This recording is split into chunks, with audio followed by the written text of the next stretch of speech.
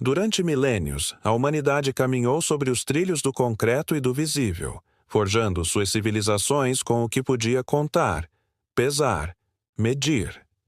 O homem, antes de se tornar senhor do tempo e do espaço, era escravo de suas limitações cognitivas.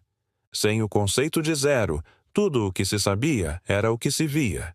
O invisível, o inexistente, o nada, eram sombras que assustavam e confundiam. A ideia de ausência era tão aterradora que por muito tempo foi evitada, combatida, exorcizada. O nada era o reino dos mortos, dos deuses, do caos primordial, o intervalo entre a criação e a dissolução. Como, então, poderíamos domar essa criatura escorregadia que chamamos de zero? Como transmutar o vazio em ferramenta? O zero não nasceu como um número.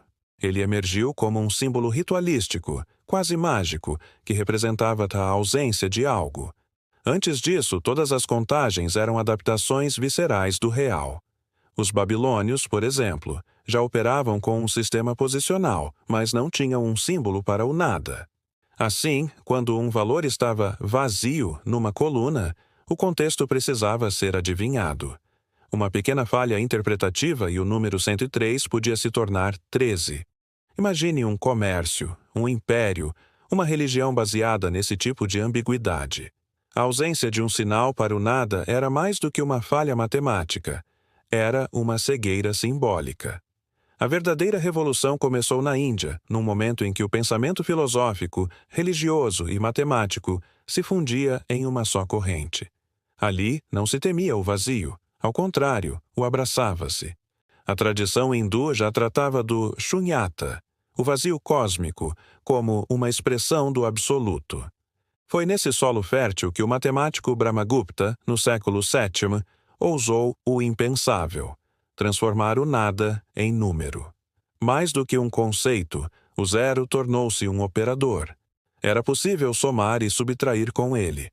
Com isso, o homem deu um salto quântico. O vazio agora era manipulável. Pela primeira vez na história, o nada tornou-se útil. Mas, como toda mudança profunda, essa inovação encontrou resistência. Na Europa medieval, o zero foi visto como heresia. A mente ocidental, moldada pelo pensamento aristotélico e pelo dogma cristão, não podia aceitar o vazio como algo legítimo. Para Aristóteles, a natureza abominava o vácuo. Para os teólogos, apenas Deus podia criar algo do nada. Logo, atribuir valor ao zero era desafiar a criação divina. Por isso, durante séculos, a Europa resistiu à adoção do sistema indo-arábico de numeração, preferindo seus próprios sistemas limitados e engessados. Foi apenas com a expansão do pensamento árabe, através de nomes como Al-Khwarizmi, que o zero cruzou as fronteiras do Oriente para infiltrar-se nos alicerces do Ocidente. Mesmo assim, seu avanço foi lento. A Itália medieval, por exemplo, proibiu seu uso em certos contextos, alegando que o zero facilitava fraudes. Mas o zero não podia mais ser detido.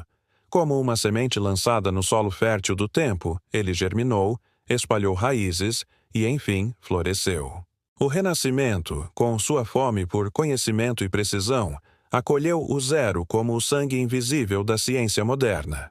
Essa aceitação transformou o mundo. Sem o zero, não haveria álgebra, geometria analítica, cálculo diferencial. O próprio sistema binário que sustenta a computação moderna se apoia no contraste entre o 1 e o 0. Em outras palavras, sem o zero, não haveria computadores, internet, inteligência artificial. O zero é o alicerce do virtual, o código do invisível. Ele tornou possível a engenharia moderna, a física quântica, a cosmologia e até a contabilidade. Não é exagero afirmar que a invenção do zero é um dos maiores feitos intelectuais da história da humanidade. Mas a importância do zero não é apenas técnica, é simbólica, existencial. O zero nos obriga a confrontar o paradoxo do ser e do não ser. Ele é a expressão matemática do vazio, do silêncio entre duas notas, do espaço entre dois corpos. Ele representa a pausa, o intervalo, o limiar entre o que é e o que ainda não se tornou. É por isso que o zero também é espiritual. Ele nos lembra que tudo começa no nada, e que ao nada, tudo retorna. O zero é o útero da criação e o túmulo do tempo. Na psicologia, o zero pode ser compreendido como a instância do vazio existencial.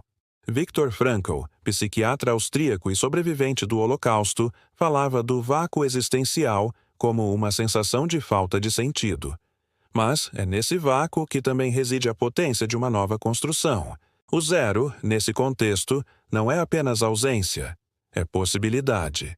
Carl Jung nos ensinou que é no confronto com a sombra, com o vazio da psique, que o processo de individuação começa. O zero é o ponto de partida da jornada do herói. Historicamente, a ideia do nada sempre foi motivo de medo e reverência. As religiões antigas descreviam o caos primordial como o estado anterior à criação. Os egípcios, por exemplo, falavam do Nun, o oceano inerte de onde tudo emergia. Na tradição judaico-cristã, o Gênesis começa com o Tohu Wabohu, um vácuo informe e escuro. O vazio sempre foi sagrado. O zero é a cifra desse mistério. Sua adoção marcou o momento em que a humanidade ousou tocar esse vazio com a razão e extrair dele um sistema, uma lógica, uma linguagem. A modernidade, por sua vez, perverteu o significado do zero. Na sociedade de consumo, o nada é sinônimo de fracasso, exclusão, invisibilidade. O ser humano contemporâneo teme o zero como teme a morte. Quer sempre somar, acumular, crescer. Mas a sabedoria antiga sabia o que esquecemos, que o vazio é condição para o novo. O copo cheio não recebe mais água. É no esvaziamento que reside o poder da reinvenção. O zero ensina isso, que o valor não está apenas na presença, mas também na ausência. Culturalmente, o zero abriu portas para uma nova compreensão do tempo. O calendário moderno conta os anos a partir de um ponto fixo, o nascimento de Cristo. Mas, entre o antes e o depois, há o ano zero. Um hiato, um instante sem tempo. Isso simboliza algo profundo, que toda transição verdadeira passa por um momento de suspensão, um vácuo ritualístico. Os ritos de passagem nas culturas tribais sempre envolviam momentos de morte simbólica, onde o indivíduo era despojado de sua identidade anterior antes de receber a nova. Esse momento é o zero do espírito. O zero também é a linguagem da máquina. É com ele que os computadores pensam. A inteligência artificial, os sistemas digitais, tudo opera com 0 e 1. Não há meio termo. Apenas presença e ausência. Sim e não. Essa lógica binária, embora eficiente, levanta questões éticas e filosóficas. Estamos reduzindo a complexidade da vida a dígitos. Estamos nos tornando nós mesmos algoritmos. A ascensão do zero como linguagem do mundo virtual é também o prenúncio de um novo vazio, o da subjetividade humana. Talvez por isso o século XXI esteja redescobrindo o valor do silêncio, da meditação, do nada. No meio do ruído ensurdecedor da informação, o zero se torna refúgio. Os monges budistas que meditam em silêncio, os praticantes de yoga que buscam o estado zero da mente, os neurocientistas que estudam o fluxo de consciência, todos convergem para uma mesma busca, o centro imóvel no olho do furacão. O zero é essa quietude, essa origem. Ele não é ausência de valor, mas potência pura. É a pausa que permite a música, o intervalo que possibilita o sentido. Olhando para trás, é quase inconcebível imaginar uma humanidade sem o zero. Como era dura a vida sem ele. Cálculos imprecisos, sistemas frágeis, comércio limitado, ciência truncada. A ausência do zero era a metáfora da ignorância sobre o invisível. Com ele, a humanidade aprendeu a navegar no abstrato, a manipular o que não se vê, a prever o que ainda não é. O zero não apenas facilitou a ciência, ele nos tornou mais humanos, porque nos obrigou a aceitar que o nada também tem lugar, que o invisível também importa, que o silêncio também fala. Assim, o zero permanece como um dos maiores símbolos da inteligência humana. Ele é o portal entre o finito e o infinito, entre o real e o imaginário, entre o ser e o não ser. Seu valor não está em ser algo, mas em permitir que o algo exista. Como dizia Lao Tse, é do vazio do vaso que vem sua utilidade. O zero é o vazio que torna possível a plenitude. E talvez, no fim de tudo, o que chamamos de sabedoria seja apenas a arte de compreender o valor do nada.